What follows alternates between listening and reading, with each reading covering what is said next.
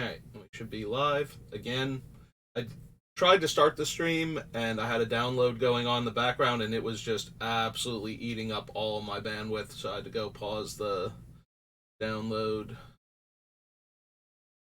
If you were here at all yesterday for my drafts, you know they didn't go very well, and if you're looking for those particular VODs in the archives over on YouTube, they will not be there, because I don't mind posting VODs where I do poorly, even if I play poorly. I do mind the ones where I am super negative and salty the entire time, and I did not have a good day playing Magic yesterday. But anyway, so as I mentioned during those streams, though, my brother pointed out to me when I talked about getting a PS5 that I currently have a very good gaming computer right now. So I might still need to get a PS5 because the game I wanted to get it for is Final Fantasy 16, which is going to be a PlayStation exclusive for at least 6 months on release. So, and I do want to play the game. There's some merit, though, especially with how 15 went, to waiting and making sure that the entire game is in the game and we get all the DLC and everything, because, oh boy, DLC in the modern age of gaming. Love DLC when it adds content or gives more options. Hate DLC when huge chunks of the game are secretly in there and things that you should have gotten in the main game just aren't. You know, and 15 is a very good example of that. You do not get any of the side stories involving any of the other party members, and you miss out on a big chunk of the villain's backstory because they're all in DLC, and it's just like, you're killing me with that. Like, absolutely killing me with that. Because I did like the game, but it felt like it was missing a whole bunch, and then they released that whole bunch, and it's just like, you know, you kind of ruined my game experience with this. Like, I don't want to play through the entire game again to get the added content where it was supposed to be. And I don't just want to play the content standalone either. Like, I did not buy any of the DLC for that game. That's how much it put me off of it. Which is sad and frustrating because I really liked the game as a whole, and I felt it just needed some more, and it could have been one of the best Final Fantasy games literally ever. Like, I haven't enjoyed a final, like, I did not enjoy 13 that much, like any of them. I did get enough enjoyment out of them to play through all of them, but I've never gone back to play any of them after that, and I've never really wanted to. Um, Kind of the same with 12. Like, 12 was better, but still, like, zero motivation to go back and play it. 10 had a little bit back in the day where I was just like, yeah, this is fine, and I think I might play through 10 like 2 times, maybe 3. Um, and then all of the other Final Fantasies before that, I've played through like 5 or 6 times, at least. Some of them, like, more than a dozen. I'm pretty sure I played through Final Fantasy VI somewhere around like 20 or 30 times. So, you know. And I really, like, there was a lot in 15 that I liked that made me happy that I was playing it, but it just felt like too much of the story wasn't in the game. Like, I didn't want to have to watch a movie and a short anime series and buy 5 things of DLC in order to get all of the story for my game. I wanted the story for my game to be in my game. That's where I wanted it. And that's not where they were putting it, and that frustrated me to no end. So maybe it's a good thing I won't be playing 16 right on release day or anything, but also I'm very genuinely concerned because this will be the first Final Fantasy game released after their whole we think NFTs are amazing and want to start cramming them into all of our games. And it's just like, no, don't do that. Please don't do that. I don't need or want anything like that in my gaming experience at any point in time ever. So, oh yeah, but I was actually downloading the remake of 7 because I have not played it yet. I didn't want to get it for the PlayStation 4 because I knew the PlayStation 5 was going to be out before the rest of the chapters were out. Unfortunately, that does mean I know um the things that are going to happen, kind of. Like, I am aware that it is not a full-on remake. Let's put it that way. That things are.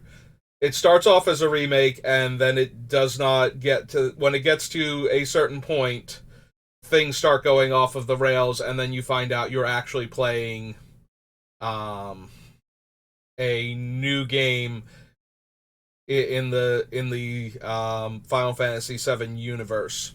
And for those of you who don't know who Nomura is, he is the guy responsible for Kingdom Hearts, and I love Kingdom Hearts. And I think a lot of people make the story out to be way more complicated than it actually is. There are certainly aspects of the story that, if you need to understand everything at all points in time, are going to try and melt your brain. But for the most part, if you just roll with it, it makes enough sense that it's like, okay, yep, sure, got it. And Nomura is going to Nomura all over a game when he gets his hands on it. So his contribution to the Final Fantasy VII universe involves time ghosts and alternate realities and whatnot. And so the fact that he's part of the team for this game, I forget if he directed the remake or if he's one of the main writers on it or something. But yeah, he's when you start fighting spooky time ghosts, you know that you're about to go off the rails of the original story. And I don't know how exactly, like how far it goes, what's super different, but I do know that that happens. So yes, I will be deprived of the realization that this is going to be a unique story that starts with the story of Final Fantasy VII, but then tries to time travel or alternate reality its way into a different story with the same characters. But yeah, no, I like I said, I follow Kingdom Hearts pretty well, so and every once in a while I get blindsided by something, and it's just like there might have been evidence for this. There might have been, but I'm looking at you, Lushu. Now that we know one of your other names, and that one, like all of Kingdom Hearts 3 up until that point, I'm just like, nope, this makes sense. This makes sense. That's pretty cool. I like that that's where that went, and I can like I don't know if this was planned from the beginning, but everything I know about this character, yeah, no, this makes perfect sense. Then we get to Lushu's reveal, and it's like, really? I feel like you just stood up and yanked this out of your nether regions. Because I don't think you set this one up at all. I think you just decided that this character was going to be Lushu all of a sudden.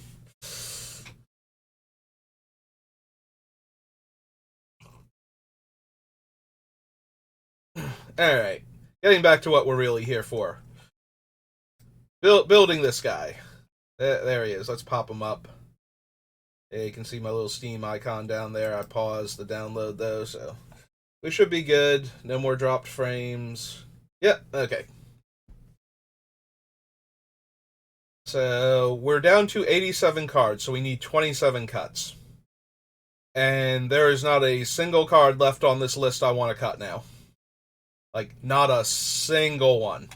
Every single card left on this list has its place in the deck, and I just want all of them to stay in here. So it is going to be super, super hard to remove anything else. And we gotta cut 27 of them. Any individual card, desperately wanted in the deck. We got 27 to get rid of. So...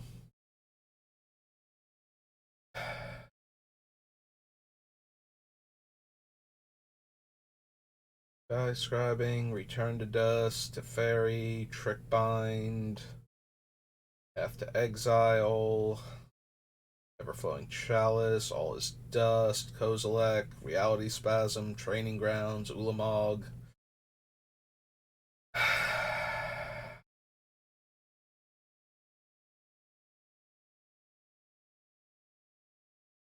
Like, everything has a purpose.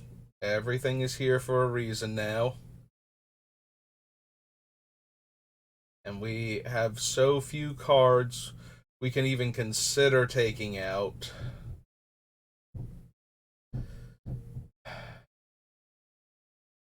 Like, there are a couple that, just for the sake of I need to cut things, that I'm thinking about taking out, and I still don't like doing it. Like, all of these cards, like I said, all of them have a reason for being here.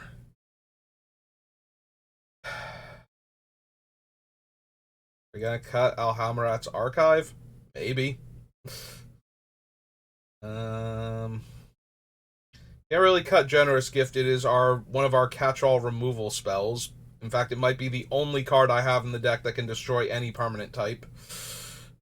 All by itself, and I do not care about Constellation Elephants. Need all of these, yeah. Yeah, every single card left on this list. So... Alright.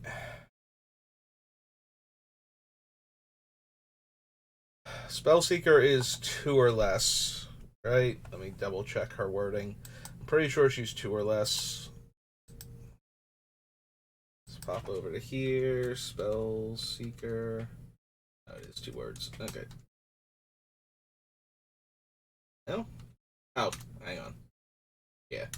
Spelling Seeker wrong. There she is. I was right the first time. Mana value 2 or less.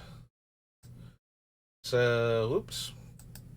Now we're just looking at the alien face background.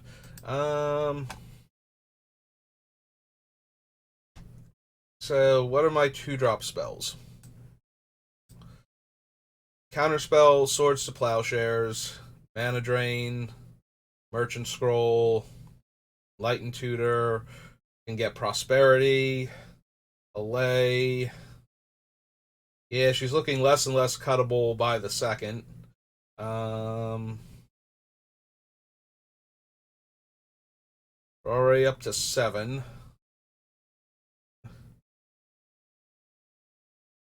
Can get Sky Scribing is 8. Trickbind is 9. Path is 10. Reality Spasm's 11. Yep. Cyclonic Rift is 12. Fascination's 13.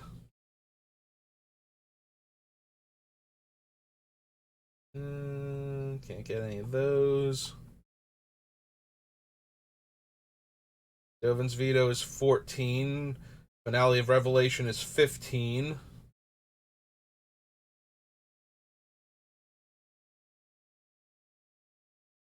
Offer is 16.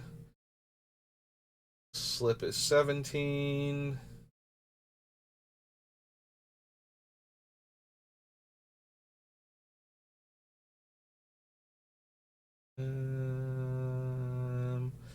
Wins is 18.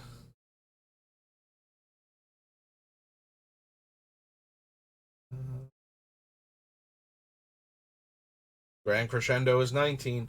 I have 19 spells. This thing gets a third of my current deck. Even if I cut a bunch of those, this thing still gets almost a third of my deck. Including several things that cost way more than 2, but because they have X in them, and because X is going to be whatever number I want it to be a lot of the times. Alright, so we can't really cut her.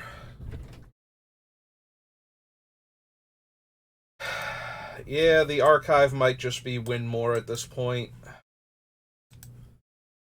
Like, if we're already doing the thing, we're already winning, we don't need to draw twice as many cards. We'll draw enough cards.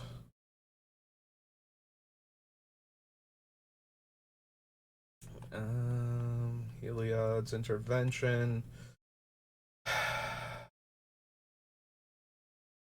Yeah, it might be Soul Guide Lantern. I usually like to have at least one Graveyard Hate card to work with, but I don't think we need that as much. This is a very much a combo deck that's going to win in one turn. So, things that don't super help that don't necessarily need to be in the deck right now.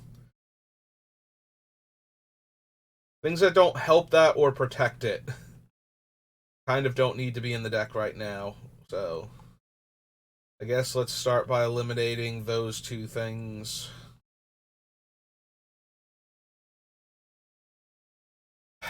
Yeah, we're probably gonna have to cut Metamorph. And that makes me sad inside, but we had to cut. Well, we didn't. I guess we have to because we have to cut something, but we had to cut the other artifact cloning effects, and I left the Metamorph in there because it's enough a lot of the time, but we need to cut things, and that's going to be one of them.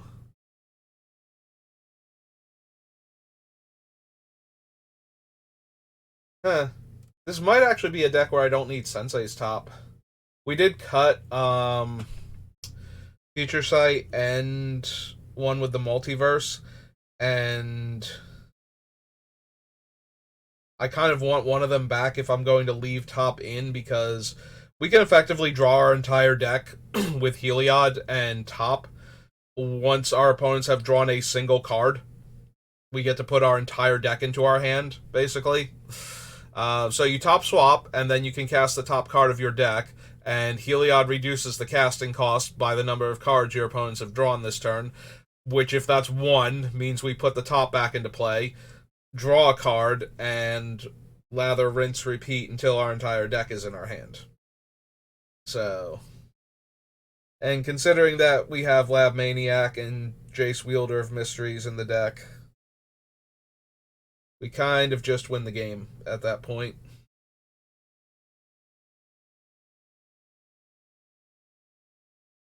So,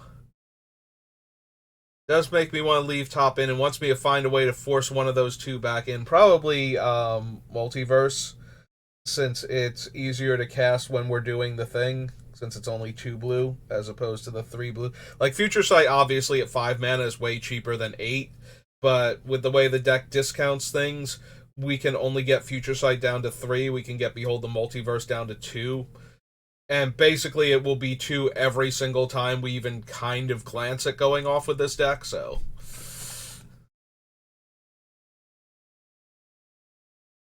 Yeah, if you have one opponent, Behold the Multiverse costs 3.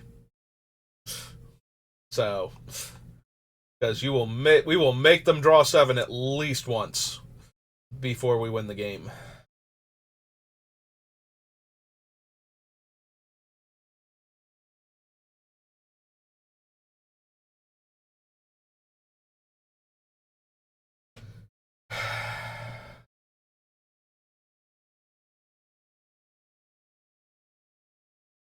The Metamorph, Soul Guide Lantern, Alhamrit's Archive. Alright. 24 more cuts to go. 24 more cuts to go.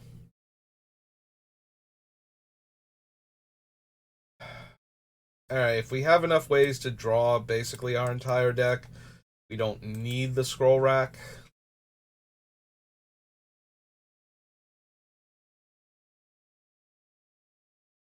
Joke of Genius, Time Spiral, Turnabout. Memory Jar, Palancron.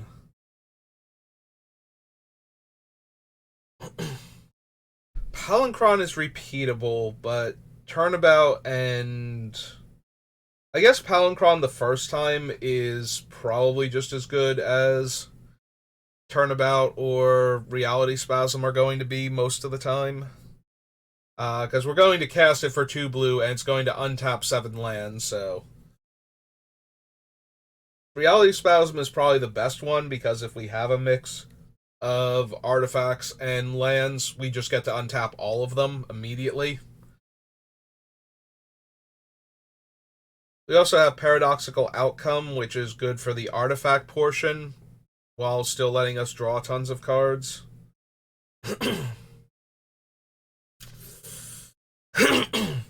The thing is that Palancron is the only one that can go infinite with our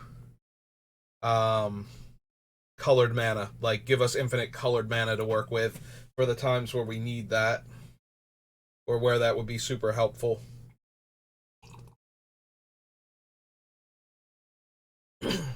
Also works super well with Equilibrium.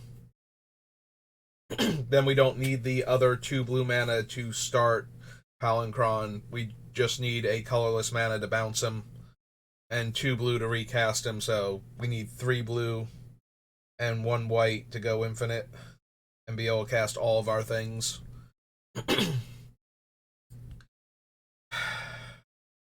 Yeah, it makes Palancron hard to cut. Gilded Lotus, Talisman, Top, Cloudstone Curio, Turn to Dust, Fairy, Trickbind, Path.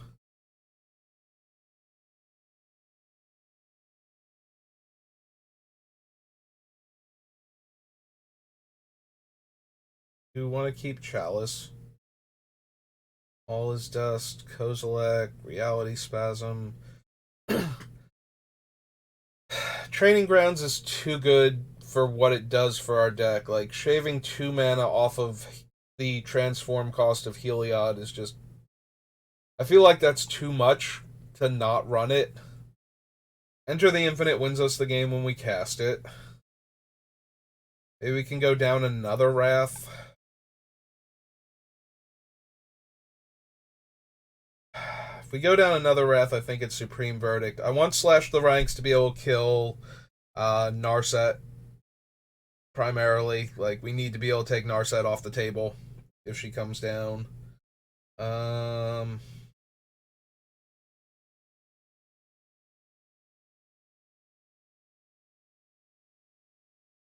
What else?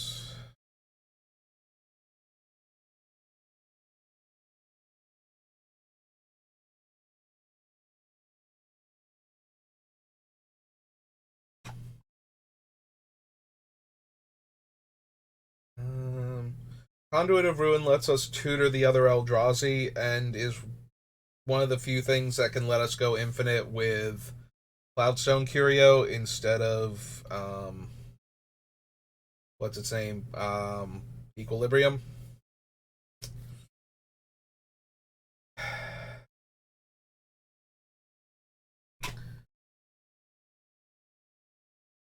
Yeah, kind of need all of these.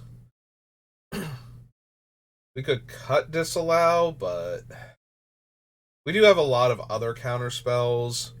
Disallow is good backup for Trickbind in case somebody else tries to pull a Thassa's Oracle on us before we've managed to recycle it, but.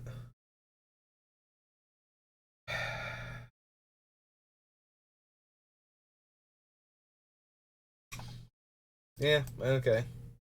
Maybe we get rid of Disallow then. We have plenty of other counter spells, and most of them are cheaper than that, so. In fact, I think now all of them are, if we want to count Force of Will as free most of the time. Heliod's Intervention. Solve the equation, an offer you can't refuse. Slip out the back, Cityscape Leveler, Norn. We can cut Norn, like, she's fine in the deck for shutting off problematic things. She also shuts off Thassa's Oracle while she's in play, like stops him from winning that way.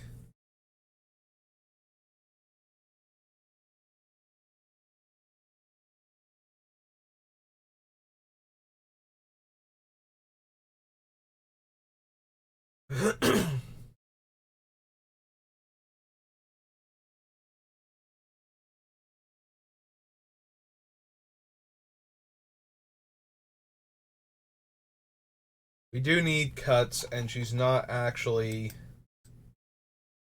doing a lot for the deck. She's more hosing what the opponents are doing than she is helping us. We don't have a lot of effects to double up on. We mostly need Recruiter of the Guard and Spellseeker, and I think we might even be cutting Recruiter of the Guard at this rate. Like, it tutors for Spellseeker and Grand Abolisher. What else is left in the deck that gets? Because we might be cutting it at this rate, just to make room.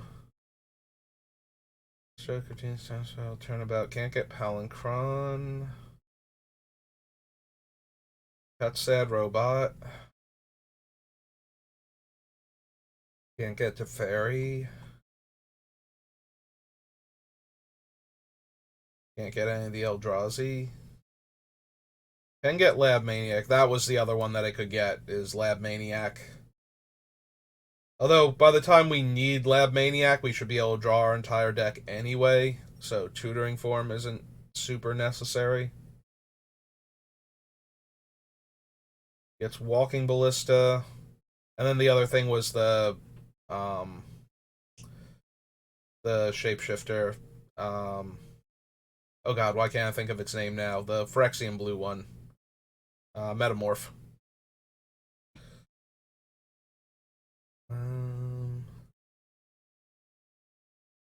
So yeah, I think we are safe to cut Recruiter of the Guard now. I think Grand Abolisher is the biggest thing that it's missing out on, because all of the other ones, I feel like, and maybe Spellseeker. Right, Rangers 3/3. Nobody else is cheaper. Barracuda's a 3/4. Yeah, okay. So let's go ahead and get rid of Spellseeker. Or not, wow, not Spellseeker. Sorry, Spellseeker. My apologies. Recruiter of the Guard. Got Recruiter of the Guard. And I'm seriously considering Grand Crescendo. What were our things that protect Heliod right now? Offer you can't refuse, slip out the back, force of negation, Teferi's protection, fierce guardianship, flawless maneuver, Grand Crescendo. Yeah, I think. Also, technically, like, I put an offer you can't refuse because it's 1 mana to do. But I didn't put Force of Will, which, you know, should also be down here. Yeah, I think we can. I think that list is flawed, and I think we can cut Grand Crescendo. We don't need the tokens, like, that's not going to be a thing. We cut all the time walks, so.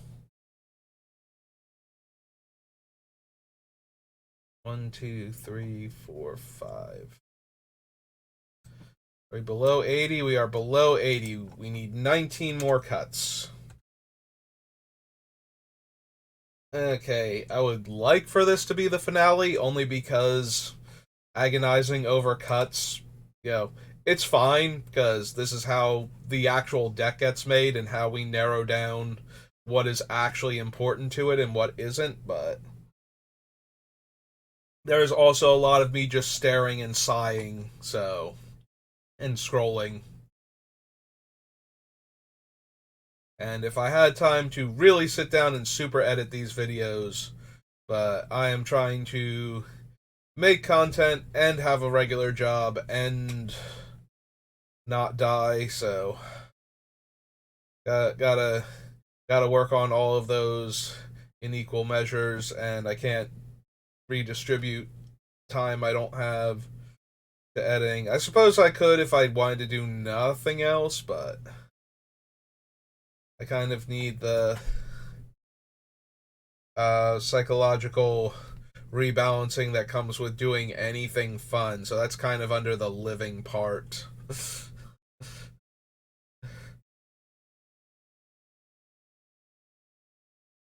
Alright. Cyclonic Rift, Supreme Verdict. Yeah, maybe we can cut Supreme Verdict also. I need cuts, and we have other Wraths, and I don't think we need all of them, but we do need some, and I think we have that. Sanctum of Ugin, Ulamog, Emrakul, Scuttler, Outcome, Walking Ballista, Mothering Tithe.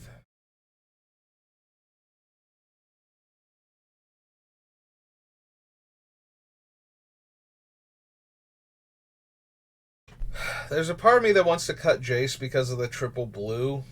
Like, yes, he's another lab maniac, and he's harder to kill at instant speed, and the redundancy of one planeswalker and one creature both winning me the game at the same time can be super helpful. But I might be at the point where I just need to make a cut, and he's redundancy at a point where I should have my entire deck in my hand just about. So that's an option.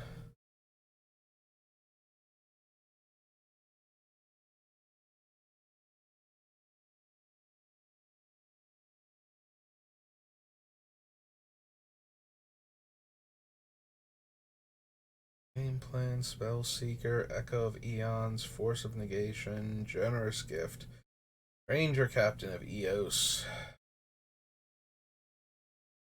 Winds of Abandon,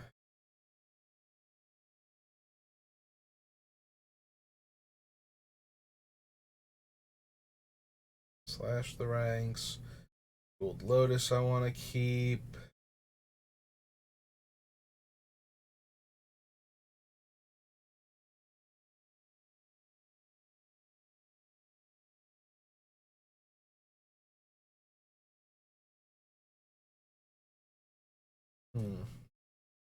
Yeah, see, we're at this point where I'm just staring at cards, mumbling to myself, and trying to figure out where I can make another cut.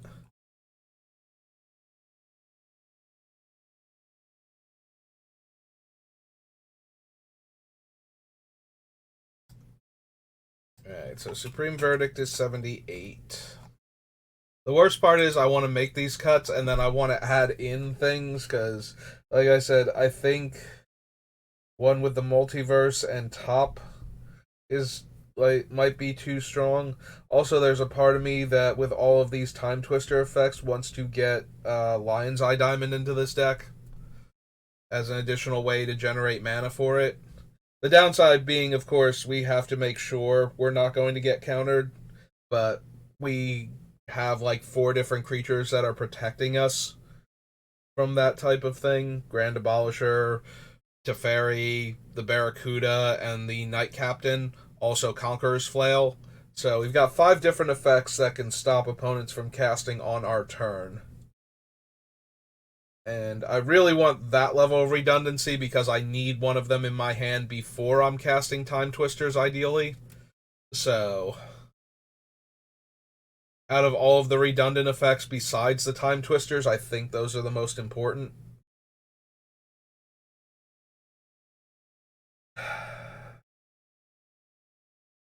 Can we cut one more Time Twister? Is that actually possible? We have actual Time Twister. Then we don't get another one because we did cut Diminishing Returns finally. So we have Time Spiral. Jar has a similar function. That's a draw 7.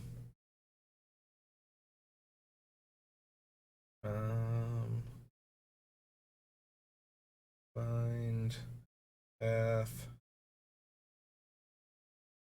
Wallace Dusk, Training Grounds, Ulamog. For the Infinite, Fascination. Yeah, there aren't actually that many, but we have most of them. We have Commit to Memory is 4. Emergency Powers is 5.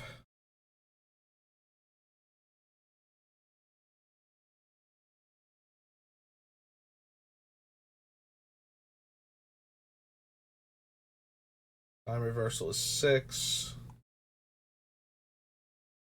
Game Plan is 7. Echo of Eons is 8. So we can probably cut one of them.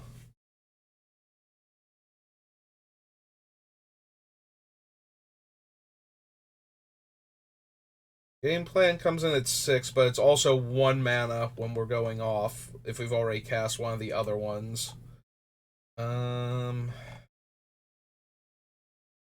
So maybe it's Commit to Memory then, because we have to cast Commit first. Yeah, that might be it. Alright, we cut Commit to Memory.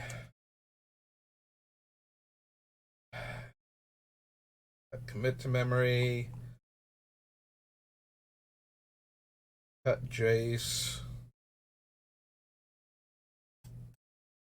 It just seems wrong. But yeah, with the way the deck is, Jace could probably be Thassa's Oracle for all the good it's doing us to not run it. Oh yeah, or too low. There he is.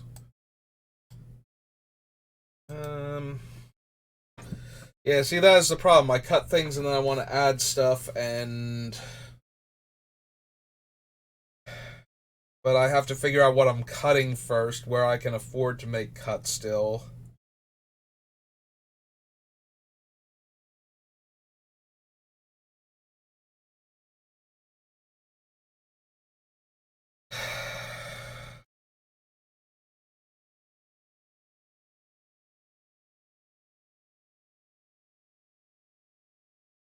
Maybe I don't need the finale. We have Enter the Infinite, um,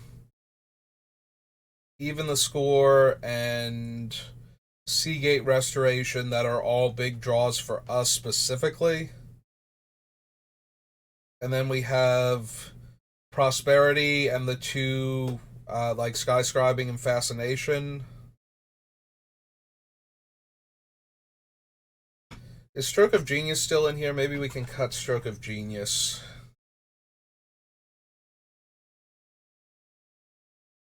Maybe we don't need that one anymore.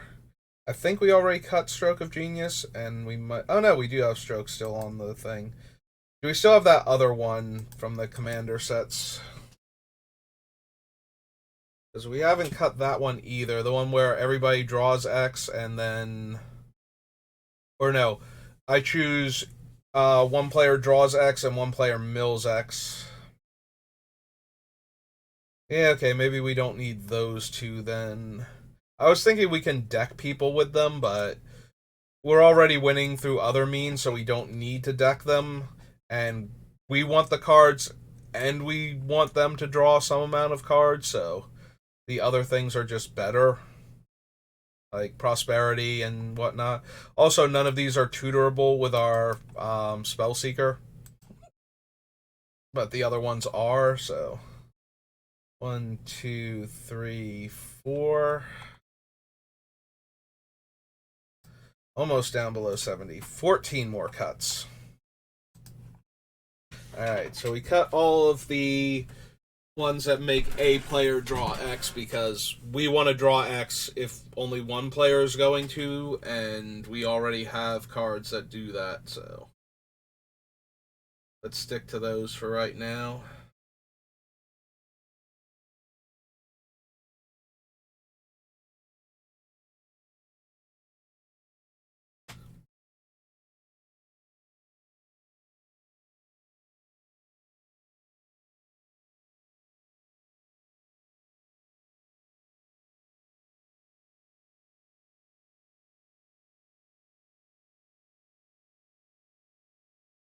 14 more cuts.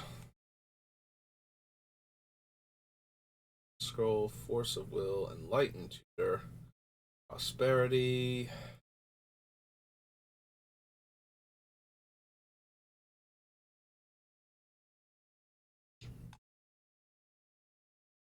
Equilibrium's a combo piece. Can't get rid of that.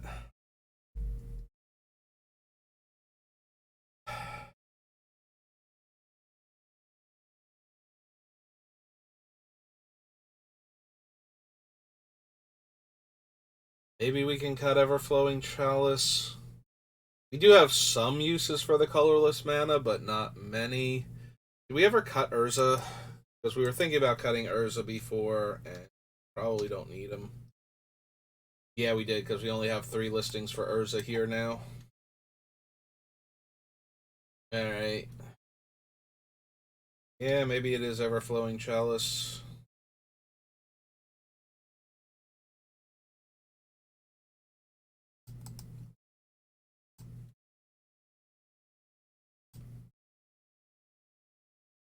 That leaves us with Soul Ring, Felwar Stone, Talisman of Progress, Arcane Signet, and Mana Crypt.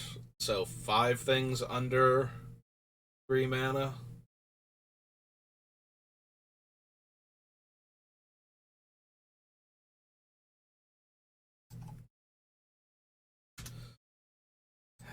We cut Drowning Dreams.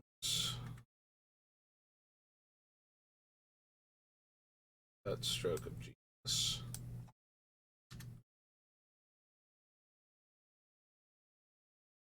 Yeah, that currently leaves us with Prosperity, Skyscribing, Fascination, Finale of Revelation, and Even the Score. Plus Enter the Infinite and Seagate Restoration for our massive draw spells. And then we have all the draw 7s. So, I think that's good enough.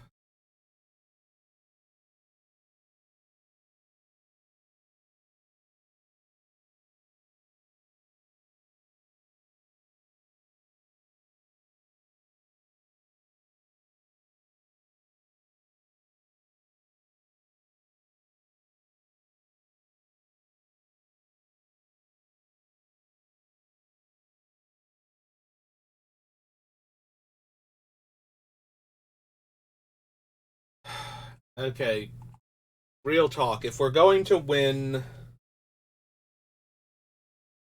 with the Lab Maniac thing, we have all these extra draws. I really, really love the idea of just infinitely bouncing Eldrazi Titans and casting them. That was like one of the things I most wanted to do with Heliod. But I'm wondering if the actual way this deck wins is to just ditch all of them and just deck ourselves and run all 3, like Lab Maniac, Jace, and Thassa's Oracle.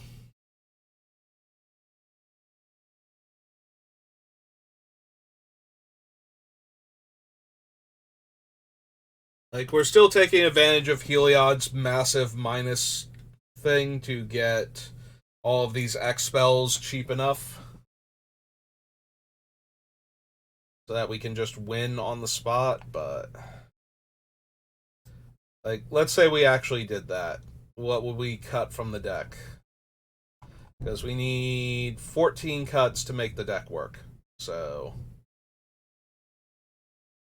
this might be a case of I just don't want to cut, like, it has 2 ways to win, and I don't want to cut one of them. And if we just focused on the one, we would get to win that way. So, Equilibrium is 1.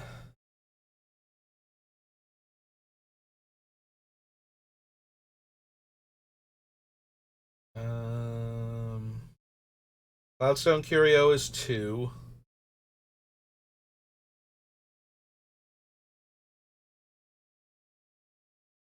Kozilek's 3. Ulamog's 4.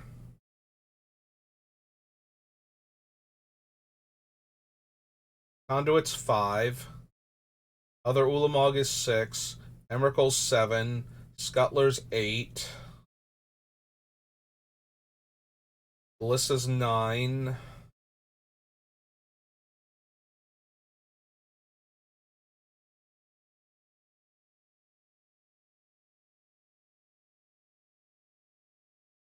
Leveler's 10.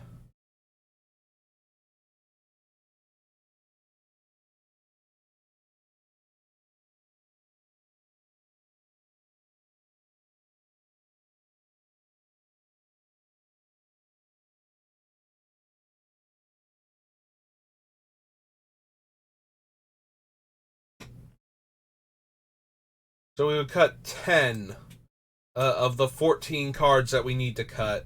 But we'd have to add in at least Jace back in, so we actually only get 9 cuts. And Thassa's Oracle makes it 8.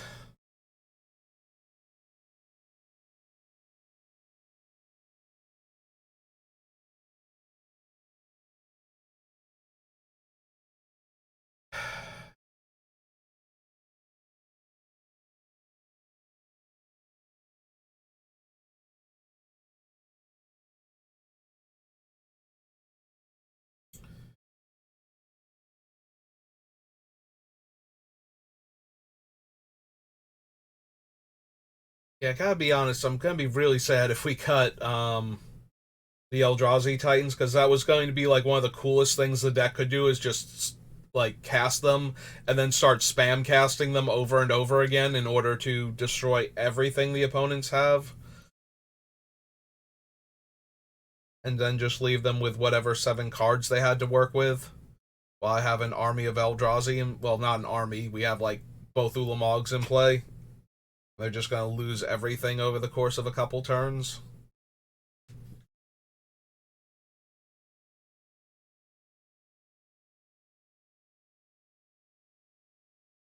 Alright, what's the reverse look like? What if we take out everything that's not the constantly fluctuating Eldrazi win con? What do we lose then?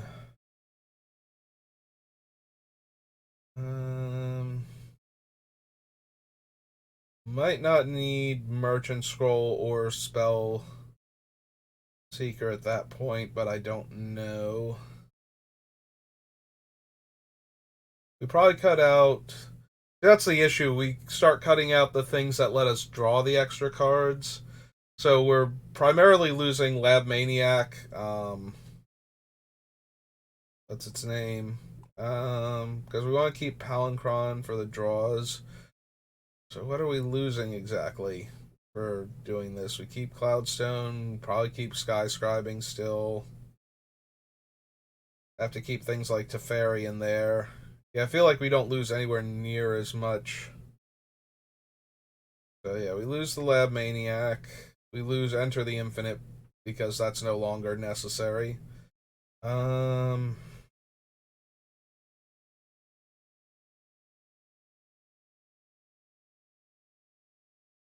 Time finale.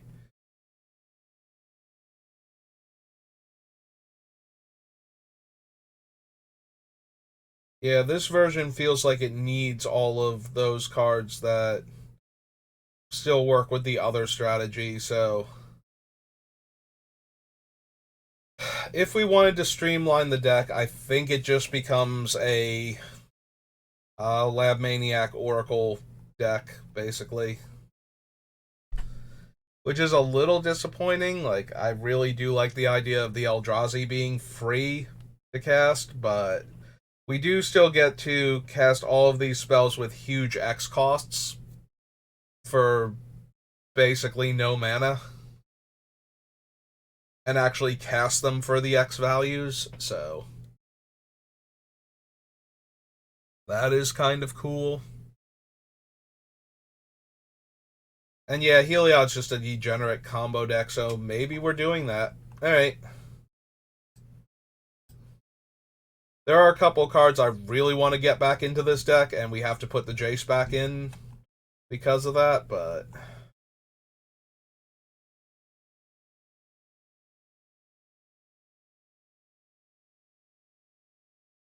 we do get to knock a whole bunch of cards off of the list. Hang on, we passed what's its name? Around here somewhere. Exits. There it is. Equilibrium. So yeah, that makes me sad. But we lose Equilibrium. We lose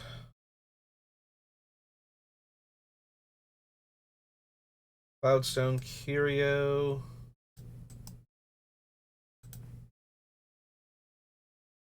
Return to Dust to Fairy, Trickbind, stay in.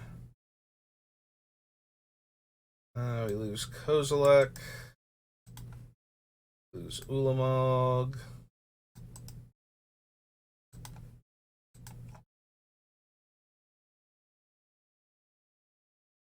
Deep Lab Maniac. Enter the Infinite. Get rid of Conduit of Ruin. Get rid of other Ulamog. We lose Emrakul. Lose Vexing Scuttler. Walking Ballista.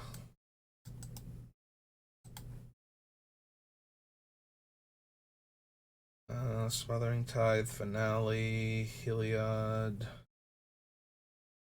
Solve the equation, offer, settle, slip. Cityscape Leveler gets to go now.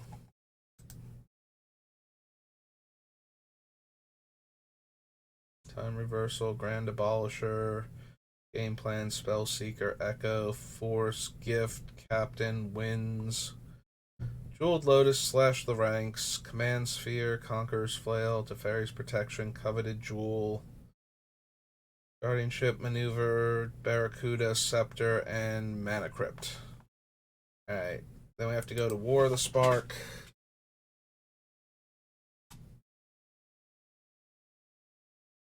Add back in Jace, Wielder of Mysteries.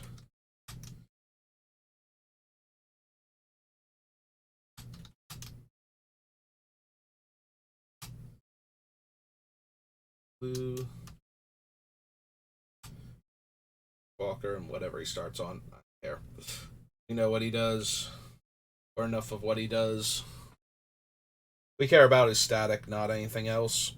So we have to add in Jace, and then under Theros, have to add in Thassa's Oracle. Or Oracle of Thassa. Is it Thassa's Oracle or Oracle of Thassa? I think it's Oracle. Oh no, it is Thassa's Oracle. Yeah, Thassa's Oracle. Okay.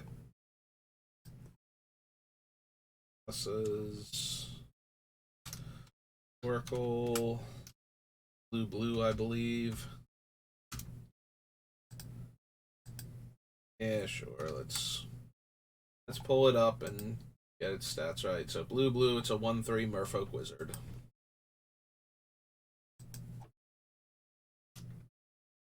Merfolk Wizard 3. Alright, so we cut all of these, but we added 2. So we scroll back up here. We go 1, 2, 3, 4, 5, 6, 7, 8, 9, 10, and Chalice, which we cut before, was 11. So 9 cards cut. So we're down to 65. Alright.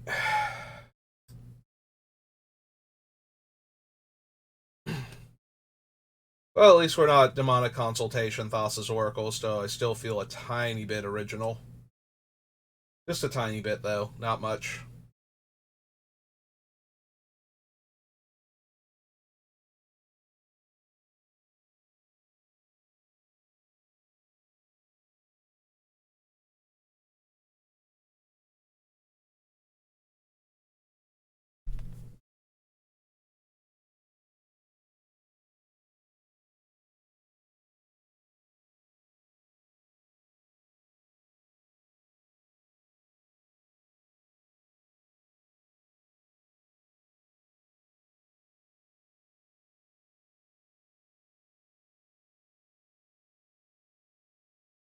Alright, so we only need 4 more cuts now. Yeah, sadly, I think this is the best way to just make Heliod as strong as possible, is to just focus on the combo kill rather than the um like bouncing and recasting Eldrazi over and over again.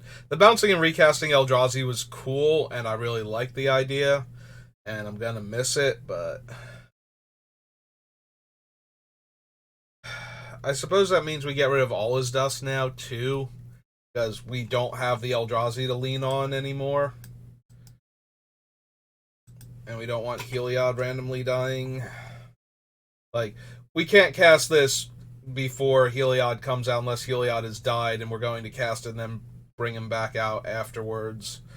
So, and now we've cut the other Wrath that doesn't kill, or that would kill Heliod if he was in play, so I think we're down to just Wraths that he dodges.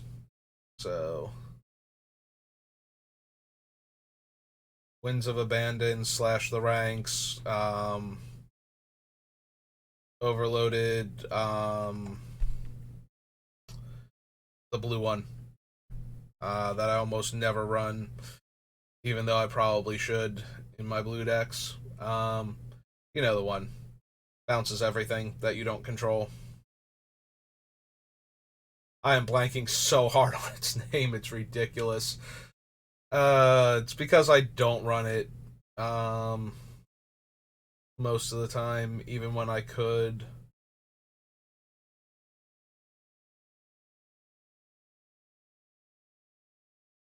Cyclonic Rift. There we go.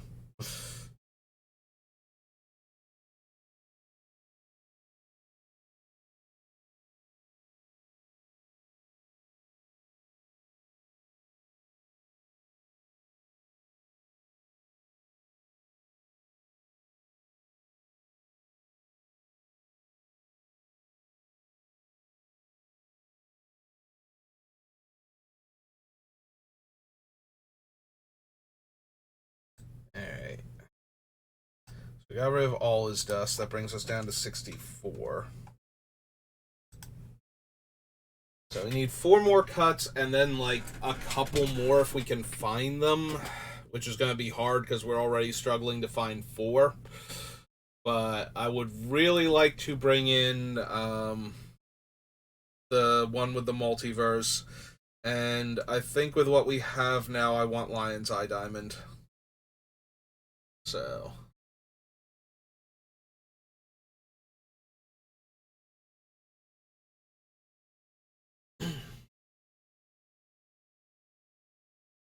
that's true. Palancron is way less effective now because now we do need all of the blue mana in play in order for him to work. So I suppose we can cut him from the deck. Yeah, we can't do the equilibrium trick anymore, so he has to have 5 blue mana in play to do his thing. And they have to be coming from lands, specifically. So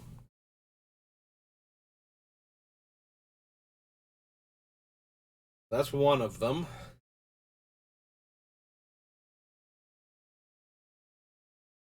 Is there anything else I missed that is no longer where we want to be at? Now that I've cut all of the other things.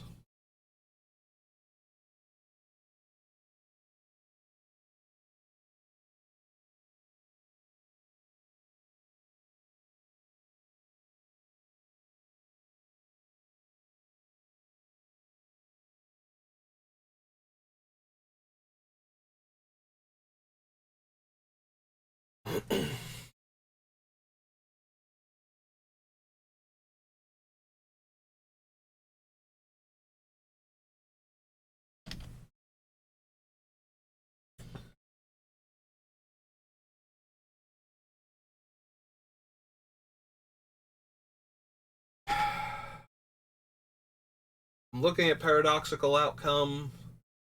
It's probably still good enough to keep.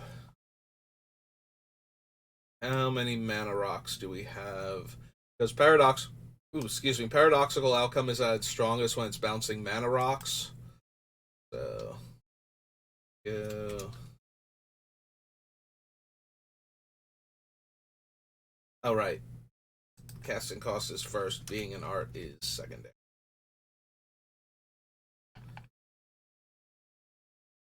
Says 23. We have 1, 2,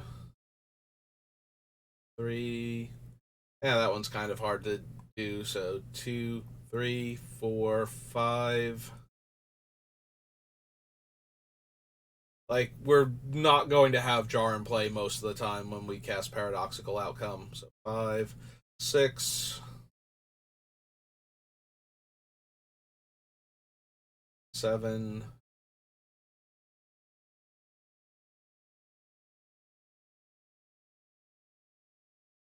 8, 9, 10, 11, 12. And then the rest of them are down here. So we have 12 things we can bounce, which is a tenth of our deck. Yeah, maybe we do cut out paradoxical.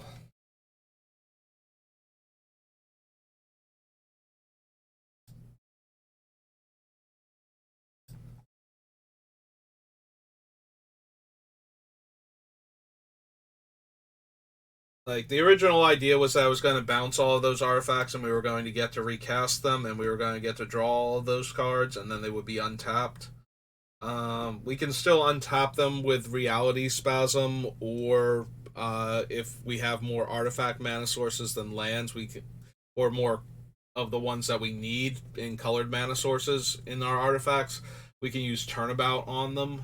So those are still viable options.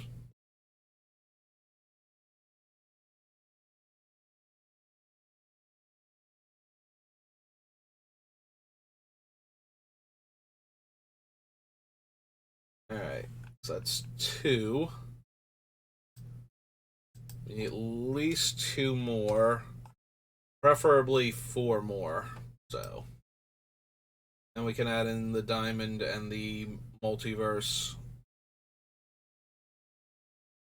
It's frustrating because adding in the like, if we weren't going to add in multiverse, top would be like probably the easiest thing to pull out. But since we want to keep the top and add the multiverse so that we can do that combo.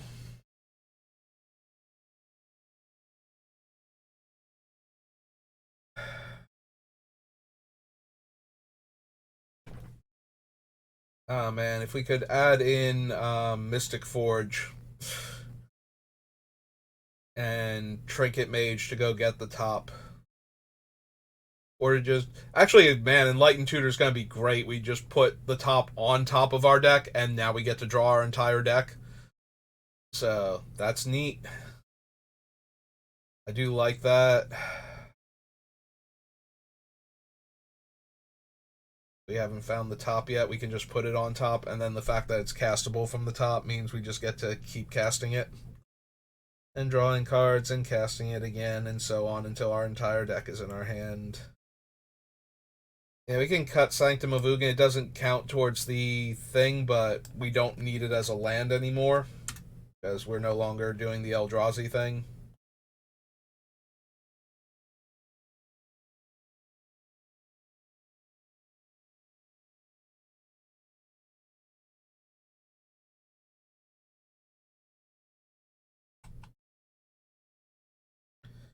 Yeah, solve the equation, still doing way too much in this deck to consider cutting it. I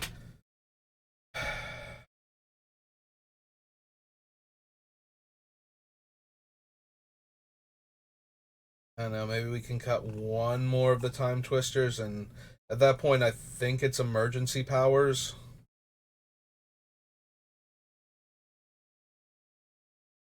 Since we do kind of need to cast one of them to get it started, and emergency powers is by default 7, which is the most for any of our things. Like 7 and 2 different colors. So, yeah. Alright. We do need cuts.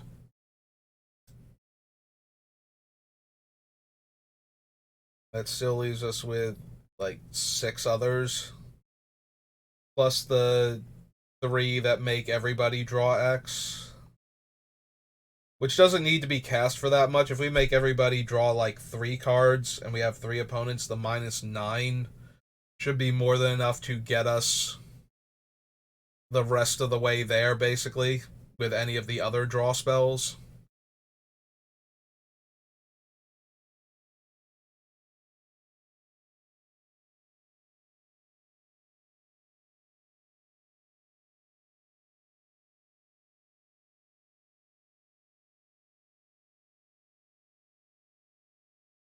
But that's still only one of potentially 4 cuts that we need in order to make this work.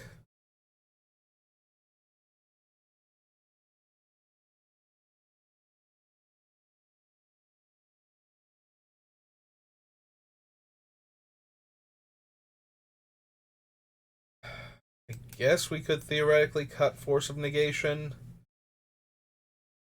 since it only works on the opponent's turns, and we might get into a position where we need to like cast one of our, lock the opponent out of our turn on our turn, and then go off, and we can't use Force of Negation there.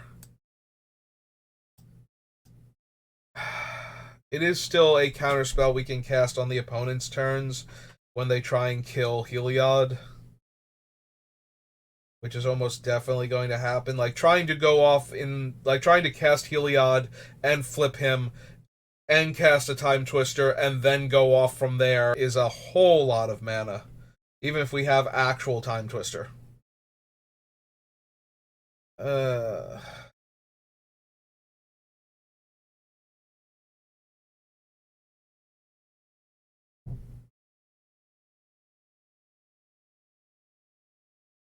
I don't like I don't like cutting the Force of Negation. I do want to have it to protect Heliod until we get back to our turn.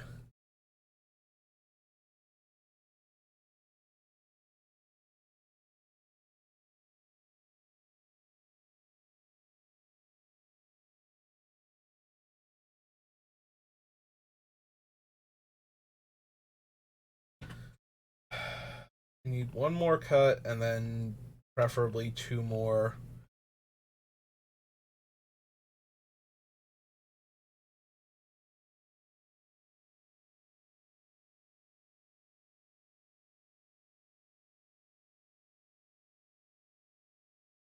What are our removal spells again?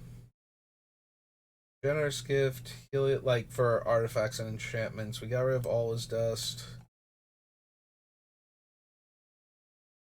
We got rid of Supreme Verdict. So, Heliod's Intervention. Allay for enchantments only.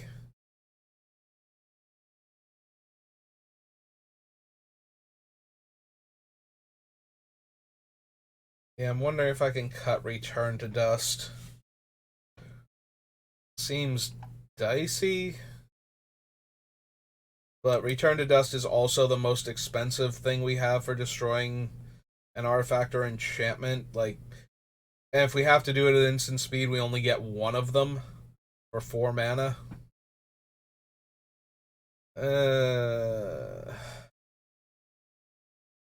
Maybe that's it. Alright. Let's try and find the other 2, though. Because even if that is it, I still want to get rid of 2 other cards.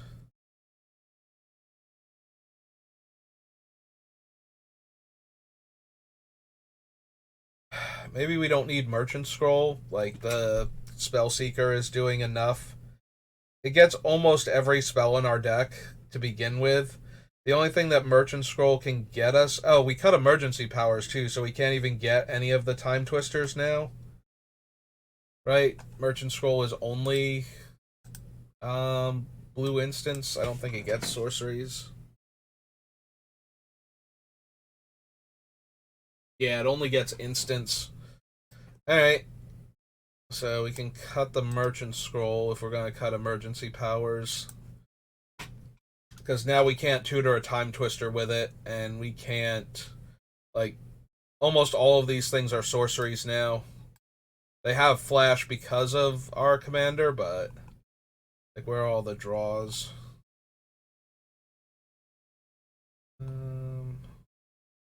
Removal. I thought I had the draw X's down here too. Oh yeah, there they are.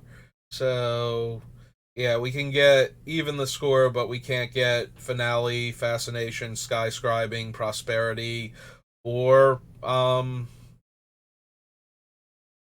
the other two that we have. Enter the Infinite and Seagate Restoration. So yeah, I think it's Merchant Scroll. Alright. So we cut the Merchant Scroll.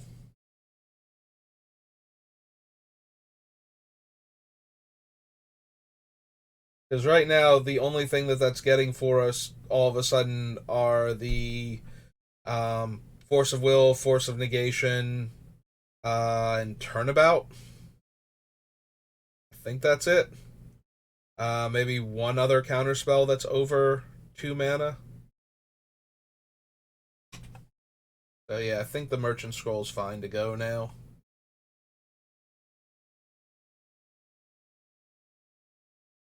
That's 2. So if we cut the return is 3, and that gets Multiverse in. But I still want one more for the Lion's Eye Diamond to give the deck some extra speed and oomph on the turns it's trying to go off.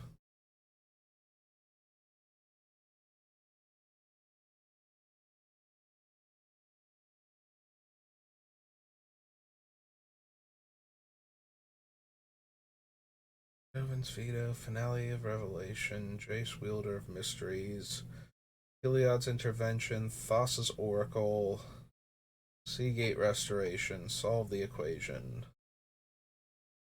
Offer you can't refuse. Even the score, slip out the back.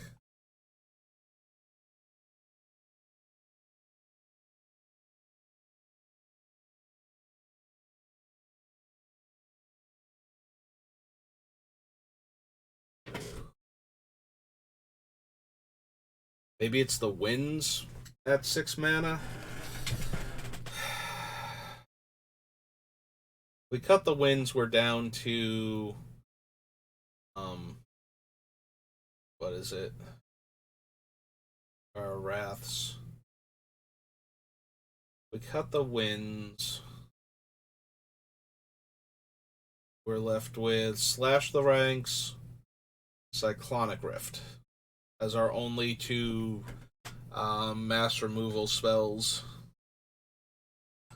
Winds is 6 mana, and its default is sorcery speed, so.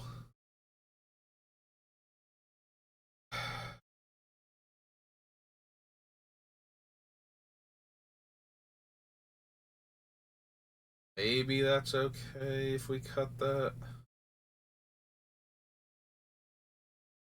Like, as the 2 mana version, we still have Swords and Path, Cyclonic Rift to bounce at 2, and Generous Gift at 3. But yeah, if we cut the return and the Winds of Abandon.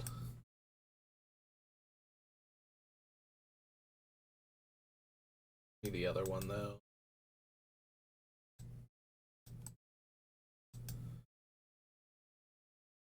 Winds. If we cut those 2, then we go Brothers War. It's Behold the Multiverse, right? Got one with the multiverse.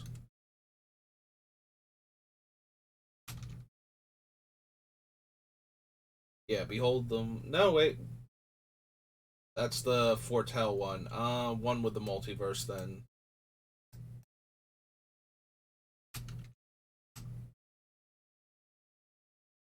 Yeah, there we go. It's one with the multiverse.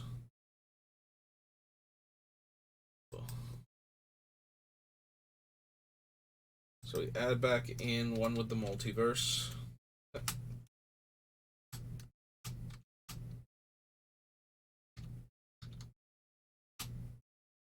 6 blue blue. Enchantment. Then Raj. And Lion's Eye Diamond. Oops. Where we need it though.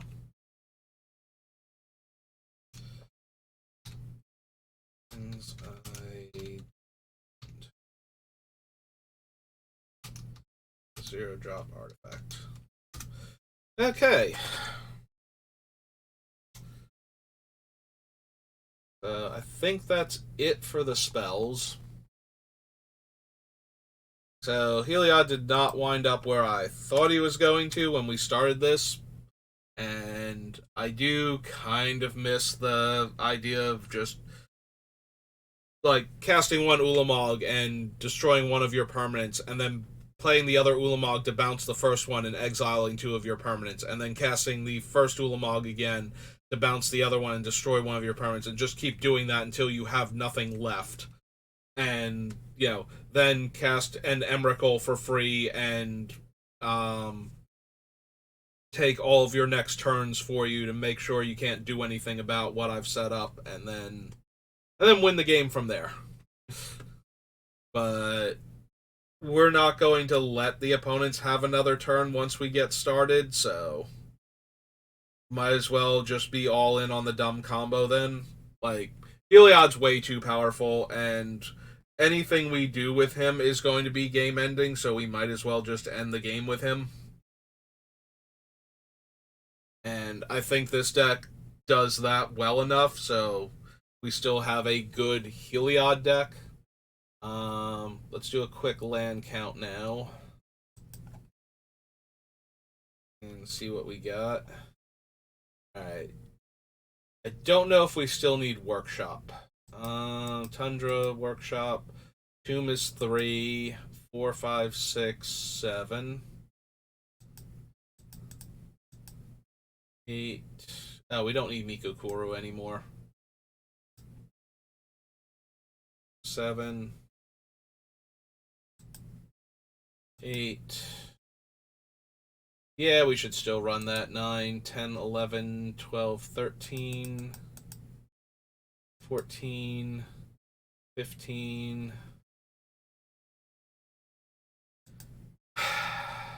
Pyrite Sanctum is just too slow at what it's doing.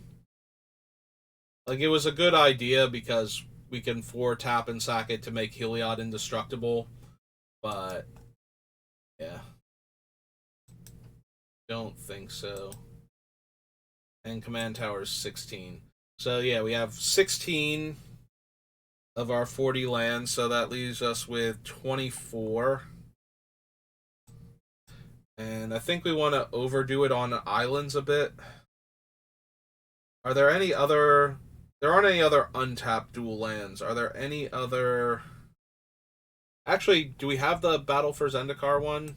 I know we had... oh no, that's Battle Bond. Battle for Zendikar. Yeah, we're missing the Battle for Zendikar one. So hang on. Is it Prairie? How do you spell Prairie? P-A-I-R. Yeah, it's Prairie Stream. Right. This is Battle for Zendikar. It's a plains and an island. Alright.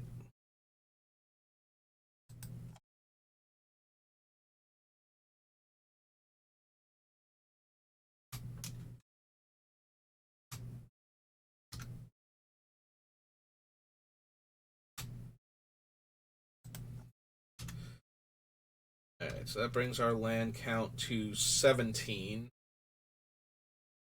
which is 23.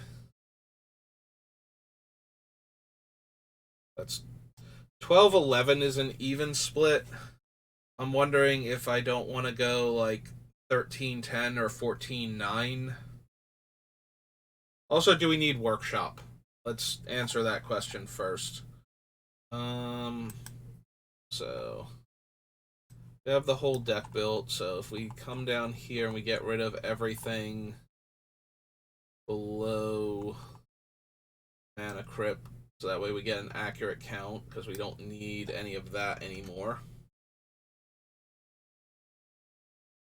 Alright, so we go. We have 14 artifacts.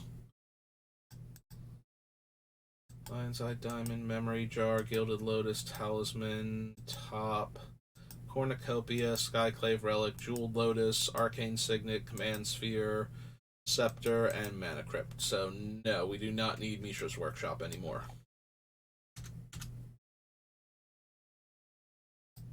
Alright. That brings us down to 16 land, 14, or 24 rather.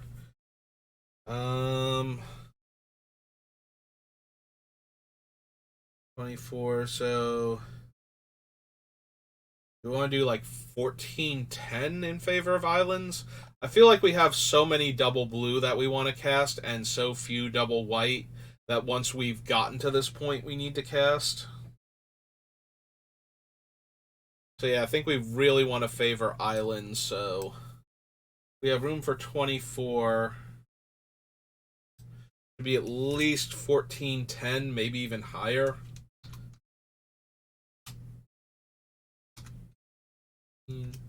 Plains is 10.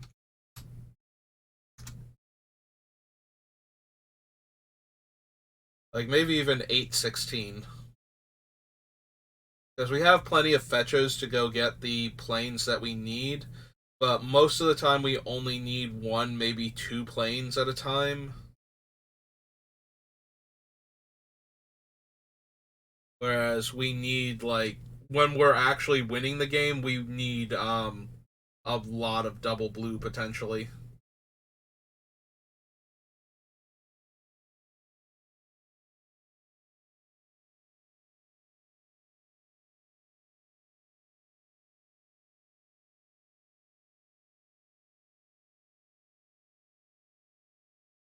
Yeah, I don't think 16-8 is good because that's the ratio that I have in my Nin the Pain Artist deck. And I consistently get the first mountain. We do need double white for Heliod too, that's true. I'm acting like we don't need double white for anything beyond like intervention or something, or casting Winds of Abandon or Slash the Ranks to wrath the board. But we need double white for Heliod, so if we go too low on it, we run the risk of only having one white for too long, too early. So, yeah, I think 14-10 is where we're going to stop at. If we go any more than that, I do know, from experience with playing Nin, although Nin is not completely loaded on fetch lands the way a lot of my other decks are, she does run a few of them, but she's very consistently like 5 islands to every 1 mountain, so we kind of want to bring that ratio down a little bit so we have more consistently 2 islands by like turn 4, so that way we can consider casting Heliod. So yeah, I think we're gonna stop there at 10 and 14. Alright, we did it. Heliod's done.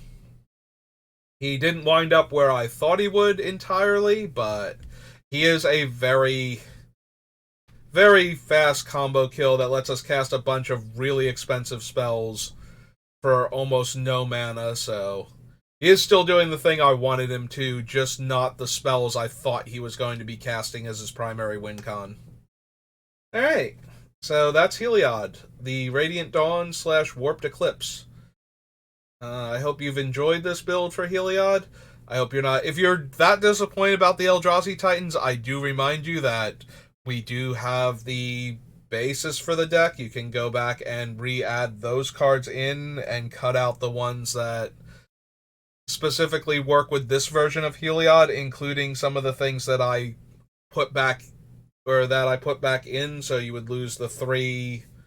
Um, win the game when we're decked out. You would lose the enter the infinite, and you can probably lose the well, we get to lose the one with the multiverse and the Sensei's divining top at that point. So that gives you 5 cuts towards getting it back towards that. Um, Obviously, if you don't have cards like Time Twister, you're probably gonna want some of the cheaper replacements, like financially first. But if you're cutting those out, then you have room to add back in the Curio and the Equilibrium, and then you can get back in both Ulamogs. Um, Probably. I'm trying to think if there's anything in white or blue that can tutor for them, and I don't think that there is, sadly.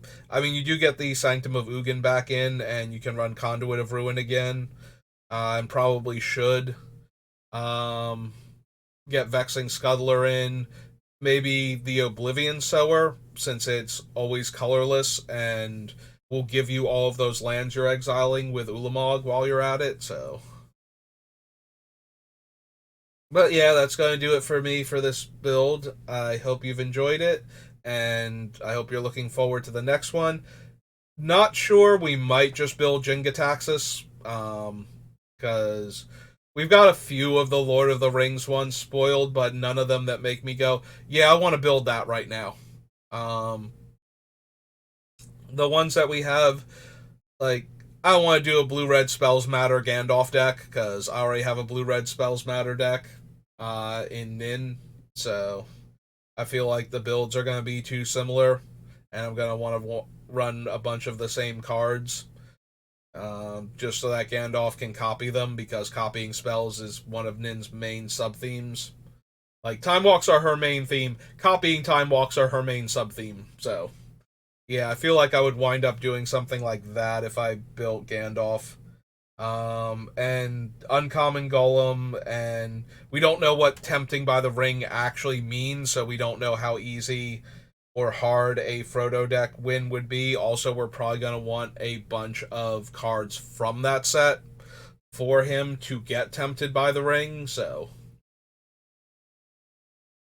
yeah, we can't really build around any of the Lord of the Rings cards yet without knowing what other cards in the set do.